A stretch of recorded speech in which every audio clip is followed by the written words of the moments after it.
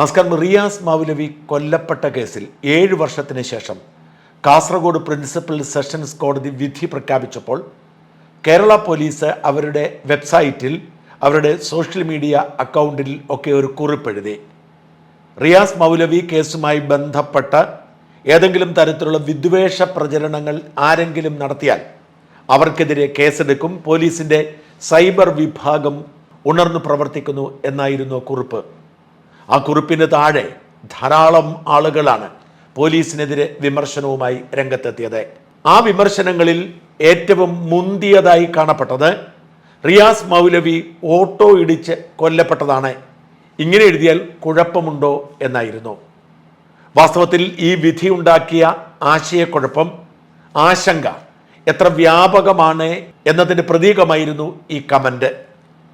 2017 March മാസം 21 അർദ്ധരാത്രിയിൽ 3 പേർ റിയാസ് മൗലവി ഉറങ്ങിക്കിടന്നിരുന്ന മദ്രസയ്ക്കകത്ത് കയറി യാതൊരു കാരണവുമില്ലാതെ കൊലപ്പെടുത്തുകയായിരുന്നു. കഴുത്തറുത്ത് കൊന്നു എന്നാണ് പ്രോസിക്യൂഷൻ കേസ്. കൊന്നതാരെ എന്ന ചോദ്യത്തിനുത്തരം 3 ദിവസത്തിനകം പോലീസ് പരിഹരിച്ചു. അജേഷ്, നിധിൻ, അഖിലേഷ് എന്നീ പേരുകളുള്ള 3 ചെറുപ്പക്കാരായിരുന്നു കൊലയാളികൾ. ഇവർ മൂവരും RSS പ്രവർത്തകരാണ് എന്നാണ് പോലീസും പ്രോസിക്യൂഷനും പറഞ്ഞിരുന്നത്. ആ 3 പേരും ഒരുമിച്ച് ഒരേ ടവർ ലൊക്കേഷനിൽ ഉണ്ടായിരുന്നു എന്നത് ശാസ്ത്രീയമായി തെളിയിക്കപ്പെട്ടു. ഇവരിൽ 2 പേർക്ക് ഏതാനും ദിവസങ്ങൾക്ക് മുമ്പ് പരിസര പ്രദേശത്ത് നടന്ന ഒരു ഫുട്ബോൾ മത്സരവുമായി ബന്ധപ്പെട്ട് പരിക്കേറ്റിരുന്നെന്നും ആ ഫുട്ബോൾ മത്സരത്തിൽ 2 ചേരിതിരിഞ്ഞ സംഘർഷമുണ്ടായിരുന്നെന്നും അതിൻ്റെ പകരം വീട്ടാൻ വേണ്ടിയാണ് ഈ കൊലപാതകം നടത്തിയത് എന്നുമാണ് പ്രോസിക്യൂഷൻ പറഞ്ഞത്. എന്തിനാണ് റിയാസ് മൗലവിയെ കൊന്നത് എന്ന ചോദ്യത്തിന് ഉത്തരം കണ്ടെത്താൻ ആർക്കും കഴിയുമായിരുന്നില്ല. 2009-നും 2019-നും ഇടയിൽ കാസർഗോഡ് ടൗൺ പോലീസ് സ്റ്റേഷനാണ് രാജ്യത്തെ ഏറ്റവും അധികം വർഗീയ സംഘർഷങ്ങളുടെ പേരിൽ കേസെടുത്തിട്ടുള്ളത്. ഇത്തരമൊരു പശ്ചാത്തലത്തിലാണ് ഈ 3 പേർ മതവൈരം തീർക്കുക, വർഗീയ വിദ്വേഷം പ്രചരിപ്പിക്കുക എന്ന ലക്ഷ്യത്തിൽ മദ്രസയിൽ കയറി ഈ മൗലവിയെ കൊന്നത് എന്ന നിഗമനത്തിൽ പോലീസ് എത്തിയത് ശാസ്ത്രീയമായ തെളിവുകളുടെ അടിസ്ഥാനത്തിലാണ്. സാധാരണഗതിക്ക് കാസർഗോഡ് നടക്കുന്ന ഇത്തരം മതസംഘർഷങ്ങൾ, വർഗീയ സംഘർഷങ്ങളിലെ പ്രതികൾ അവർ ഏത് മതവിഭാഗത്തിൽപ്പെട്ടവരാണെങ്കിലും ശിക്ഷിക്കപ്പെടാറില്ല. അതിന് കാരണം സാക്ഷികൾ കൂറുമാറുന്നതും തെളിവുകൾ വേണ്ടതുപോലെ കണ്ടെത്താൻ കഴിയാത്തതും പ്രതികളെ ഐഡന്റിഫൈ ചെയ്യാൻ കഴിയാത്തതുമൊക്കെയാണ്. ഇതൊരു ഒത്തുതീർപ്പായി വ്യാഖ്യാനിക്കപ്പെടുന്നു, വിലയിരുത്തപ്പെടുന്നു. എന്നാൽ ഈ കേസിൽ അങ്ങനെ ഉണ്ടാവില്ല എന്ന് എല്ലാവരും കരുതിയത് ഡോക്ടർ ശ്രീനിവാസൻ എന്ന പ്രഗത്ഭനായ SP നേരിട്ട് കേസ് അന്വേഷിച്ചതുകൊണ്ടും പഴുതുകൾ അടച്ചു തന്നെ മുമ്പോട്ട് പോയതുകൊണ്ടുമാണ്. 3-ാം ദിവസം പ്രതികൾ പിടിക്കപ്പെടുന്നു. സംഭവം ഉണ്ടായി 7 വർഷവും 7 മാസവുമായി. ഈ കാലയളവിൽ അവർക്കാർക്കും പരോൾ പോലും കിട്ടിയിട്ടില്ല. അതുകൊണ്ട് ഗുണമുണ്ടായി. 2017-ന് ശേഷം കാര്യമായ വർഗീയ സംഘർഷങ്ങൾ കാസർഗോഡ് ഉണ്ടായിട്ടില്ല. കാരണം ഒത്തുതീർപ്പ് സാധ്യമല്ല എന്ന് വ്യക്തമായി. കണ്ണൂരിലെ രാഷ്ട്രീയ കൊലപാതകങ്ങൾ ഇങ്ങനെയായിരുന്നു. കൊലപാതകങ്ങൾ നടക്കുന്നു, പിന്നീട് ഒത്തുതീർക്കുന്നു, അതുകൊണ്ട് പ്രതികൾ ശിക്ഷിക്കപ്പെടുന്നു. ഇത് സമാനമായ സാഹചര്യം കാസർഗോഡ് ഉണ്ടായിരുന്നു. ആ സാഹചര്യത്തിനാണ് ഈ കൊലപാതകത്തോടുകൂടി അറുതിയുണ്ടായത്. 7 വർഷവും 7 മാസവും പ്രതികൾക്ക് പരോൾ പോലും കിട്ടിയില്ല എന്നതും പ്രതികൾക്ക് വേണ്ടി RSS പോലും രംഗത്തിറങ്ങിയില്ല എന്നതും ഈ കേസിന്റെ വിചാരണ വേളയിൽ കാര്യമായ പ്രതിരോധം പ്രതിഭാഗം നടത്തിയില്ല എന്നതുമൊക്കെ എടുത്തു പറയേണ്ടതും ശ്രദ്ധിക്കേണ്ടതുമാണ്. പോലീസ് പ്രോസിക്യൂഷനും പറയുന്നത് വീഴ്ചകളൊന്നുമില്ലാതെ, പഴുതുകളില്ലാതെയാണ് കേസന്വേഷണം നടത്തിയതും തെളിവുകൾ നൽകിയത് എന്നുമാണ്. എന്നിട്ടും പ്രതികളെ വെറുതെ വിട്ടു. ഇവിടെ 2 കാര്യങ്ങൾ കൂടി ശ്രദ്ധിക്കേണ്ടതുണ്ട്. 2017-ൽ കൊലപാതകം നടന്നു. 3 ദിവസത്തിനകം 3 പ്രതികളെയും പിടികൂടി. 3 പ്രതികളുടെയും പങ്കാളിത്തം ഏതാണ്ട് സ്ഥിരീകരിച്ചു. 90 ദിവസത്തിനകം കുറ്റപത്രം സമർപ്പിച്ചു. 90 ദിവസത്തിനകം കുറ്റപത്രം സമർപ്പിച്ചതുകൊണ്ടാണ് പ്രതികൾക്ക് ജാമ്യം കിട്ടാതെ പോയത്. പിന്നീട് അവർ ജാമ്യത്തിനും പരോളിനുമൊക്കെ ശ്രമം നടത്തിയെങ്കിലും പോലീസ് ശാസ്ത്രീയമായി അതിനെ നേരിട്ടു.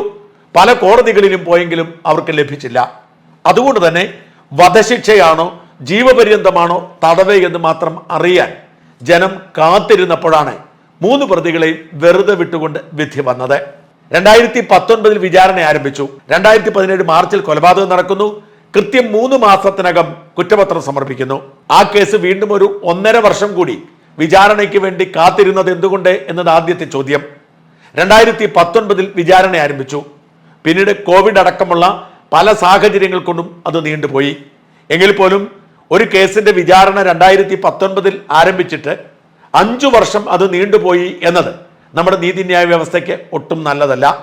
വിധി പ്രഖ്യാപിച്ച ജഡ്ജി അടക്കം 8 ജഡ്ജിമാരാണ് ഇതിനിടയിൽ വന്നുപോയത്. പലപ്പോഴും ഒരു കേസ് ഒന്നിലധികം ജഡ്ജിമാർ കേട്ടാൽ, ഒന്നിലധികം ജഡ്ജിമാർ പരിഗണിച്ചാൽ അതിൽ ഇരകൾക്ക് നീതി നിഷേധിക്കപ്പെടാം. കാരണം ഒരു ജഡ്ജി അങ്ങേയറ്റം വരെ കേസ് വിചാരണയുമായി മുമ്പോട്ട് പോകുന്നു, പിന്നീട് ജഡ്ജി മാറുന്നു, പുതിയ ജഡ്ജി വരുമ്പോൾ അതുവരെ സംഭവിച്ച കാര്യങ്ങൾ ജഡ്ജ് പേപ്പറിലൂടെ, ഫയലിലൂടെയാണ് മനസ്സിലാക്കേണ്ടത്, അല്ലാതെ നേരിട്ട് മനസ്സിലാക്കുന്നില്ല. അതിൻ്റെതായ കുഴപ്പങ്ങൾ ഉണ്ടാവും. വാസ്തവത്തിൽ നമ്മുടെ നീതിന്യായ വ്യവസ്ഥ പരിഷ്കരിക്കേണ്ടിയിരിക്കുന്നു. വിദേശ രാജ്യങ്ങളിലൊക്കെ ഉള്ളതുപോലെ ഒരു കേസിന്റെ വിചാരണ ആരംഭിച്ചാൽ ആ വിചാരണയായിരിക്കണം വരും ദിവസങ്ങളിൽ. ആ വിചാരണ പൂർത്തിയായതിനു ശേഷം മാത്രമേ അടുത്ത കേസ് വിചാരണയ്ക്ക് എടുക്കാവൂ. അതിന്റെ തടസ്സങ്ങളെല്ലാം അവസാനിപ്പിച്ച ശേഷമായിരിക്കണം വിചാരണ നടക്കേണ്ടത്. വിചാരണ അനാവശ്യമായി തടയാൻ ശ്രമിക്കുന്നത് ആരാണെങ്കിലും അനുവദിക്കാതിരിക്കണം. അങ്ങനെയെങ്കിൽ മാത്രമേ ഒരു ജഡ്ജിക്ക് തെളിവുകൾ മുഴുവൻ കണ്ട് വാദങ്ങൾ മുഴുവൻ കേട്ട് വിധി പറയാൻ കഴിയൂ. എന്നാലും 8 ജഡ്ജിമാർ മാറി 6 വർഷത്തോളം കേസ് നീണ്ടു. ഒടുവിൽ ഇപ്പോഴത്തെ പ്രിൻസിപ്പൽ സെഷൻസ് ജഡ്ജ് കേസ് കേൾക്കുകയും വിധി പറയാൻ തീരുമാനിക്കുകയും ചെയ്തു. പക്ഷേ പല കാരണങ്ങളാൽ ഈ വിധി പ്രഖ്യാപനം പോലും 4 തവണ മാറ്റിവെച്ചു. ഒടുവിൽ ഇന്നലെ വിധി പറയുമ്പോൾ വിധിയുടെ വിശദാംശങ്ങളൊന്നും ലഭ്യമായിരുന്നില്ല. അതിന് വിധി പകർപ്പിലൂടെ ലഭ്യമാകൂ. വിധിയിൽ കോടതി ആകെ പറഞ്ഞത് 3 പ്രതികളെയും വെറുതെ വിട്ടിരിക്കുന്നു എന്ന് മാത്രമാണ്. അവരെ കുറ്റവിമുക്തരാക്കിയിരിക്കുന്നു എന്ന് മാത്രമാണ്. ഇതൊക്കെ സാധാരണക്കാരുടെ മനസ്സിൽ ആശയക്കുഴപ്പം സൃഷ്ടിക്കാം. ഞാൻ കോടതിയെ പഴിക്കുന്ന ആളല്ല. കോടതികൾക്ക് തെറ്റില്ല എന്ന് വിശ്വസിക്കുന്ന ആളാണ് ഞാൻ. കോടതിയെ വിമർശിക്കരുതേ എന്ന് കരുതുന്ന ആളാണ് ഞാൻ. അതുകൊണ്ട് തന്നെ ഇവിടെയും കോടതിക്ക് പിഴച്ചതായി ഞാൻ കരുതുന്നില്ല. കോടതിക്ക് പിഴച്ചതായി പറയണമെങ്കിൽ നമ്മൾ നീതിന്യായ വ്യവസ്ഥയെ വെല്ലുവിളിക്കുന്നവരാവണം. ഇവിടെ കേസ് തെളിയിക്കേണ്ട ഉത്തരവാദിത്വമുള്ള പ്രോസിക്യൂഷനും പോലീസിനും വീഴ്ച പറ്റി എന്ന് കോടതി പോലും പറയുമ്പോൾ അത് വിശ്വസിക്കാനാണ് എനിക്കിഷ്ടം. പ്രോസിക്യൂഷന് വീഴ്ച പറ്റിയില്ല, പോലീസ് കാര്യക്ഷമമായി അന്വേഷിച്ചു എന്നൊക്കെ അവകാശപ്പെടുമ്പോഴും കോടതി പറഞ്ഞിരിക്കുന്നത് വളരെ പരിതാപകരമായ, നിരാശാജനകമായ അന്വേഷണമെന്നാണ്.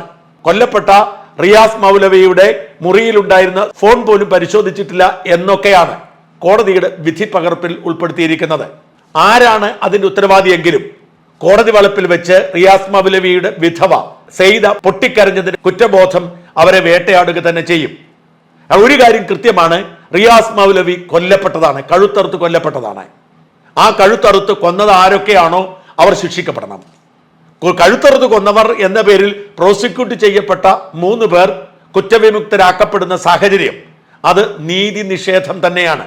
പ്രത്യേകിച്ച് BJP നേതാവായ ശ്രീനിവാസനെ കൊന്ന കേസിൽ പ്രതികൾ വധശിക്ഷയ്ക്ക് വിധിക്കപ്പെട്ടത് ചില കോണുകളിലെങ്കിലും വിമർശിക്കപ്പെട്ടതിന്റെ പശ്ചാത്തലത്തിൽ ഇത് ഇരട്ട നീതിയായും വിവേചനമായും വ്യാഖ്യാനിക്കപ്പെട്ടാൽ എങ്ങനെ കുറ്റം പറയാൻ കഴിയും? എല്ലാ മനുഷ്യരും ഭരണഘടനാപരമായി തുല്യ അവകാശികളാണ്. ഏതെങ്കിലും ഒരാളുടെ ജീവൻ നഷ്ടപ്പെട്ടാൽ ജീവൻ എടുത്തവൻ ശിക്ഷിക്കപ്പെട്ട മതിയാവും. റിയാസ് മൗലവിയെ പോലെ ഏതെങ്കിലും സമുദായ സംഘടനയുടെയോ രാഷ്ട്രീയ പാർട്ടിയുടെയോ പിന്തുണയില്ല എന്നതുകൊണ്ട് മാത്രം ഒരു മൗലവി പള്ളിക്കകത്ത് കൊല്ലപ്പെട്ടിട്ടും പ്രതികൾ ശിക്ഷിക്കപ്പെടുന്നില്ല എന്ന സാഹചര്യം സങ്കടകരമാണ്. ആരാണ് ഇതിന്റെ ഉത്തരവാദി എന്ന് കണ്ടെത്തേണ്ടിയിരിക്കുന്നു. വണ്ടിപ്പെരിയാറിൽ 6 വയസ്സുള്ള ഒരു പെൺകുട്ടിയെ നിഷ്കരുണം ബലാത്സംഗം ചെയ്ത് കൊന്നു കെട്ടിത്തൂക്കിയ പ്രതി കമ്മ്യൂണിസ്റ്റുകാരനായതുകൊണ്ട് രക്ഷപ്പെട്ടു എന്ന് നമുക്കറിയാം. അതിന്റെ തുടർച്ച തന്നെയാണ് റിയാസ് മൗലവി വധക്കേസിലെ പ്രതികൾ രക്ഷപ്പെട്ടതും. അവരെ രക്ഷിച്ചത് ആരാണ് എന്ന് കണ്ടെത്തണം. പ്രതിപക്ഷ നേതാവ് VD സതീശനും ലീഗ് നേതാവ് കുഞ്ഞാലിക്കുട്ടിയും ജമാഅത്ത് ഇസ്ലാമിയും ഒക്കെ പറയുന്നത് ഇത് ഒത്തുകളിയാണ് എന്നാണ്. ഒത്തുകളിയാണെങ്കിൽ ആരൊക്കെ തമ്മിൽ നടത്തിയ ഒത്തുകളിയാണ്. ആരൊക്കെ തമ്മിൽ ഒത്തുകളി നടത്തിയാലും റിയാസ് മൗലവിയുടെ കുടുംബത്തോട് ചെയ്തത് അങ്ങേയറ്റത്തെ നീതികേടാണ്. റിയാസ് മൗലവിയെ കൊന്നത് ഇവരല്ലെങ്കിൽ പിന്നെ എന്തിനാണ് ഇവരെ ഇത്രയും കാലം ജയിലിലടച്ചത്, ഒരു പരോൾ പോലും കൊടുക്കാതെ? അതിന് ഉത്തരം പറയേണ്ട ബാധ്യത ജയിലിലടച്ച ഉദ്യോഗസ്ഥന്മാർക്കുണ്ട്. അഥവാ ഇവരാണ് കൊന്നതെങ്കിൽ ആർക്കാണ് വീഴ്ച പറ്റിയത്? ആ വീഴ്ച പരിഹരിച്ച് ഇവരെ ജയിലിലടയ്ക്കാനുള്ള നടപടികൾ എടുത്തേ മതിയാവൂ.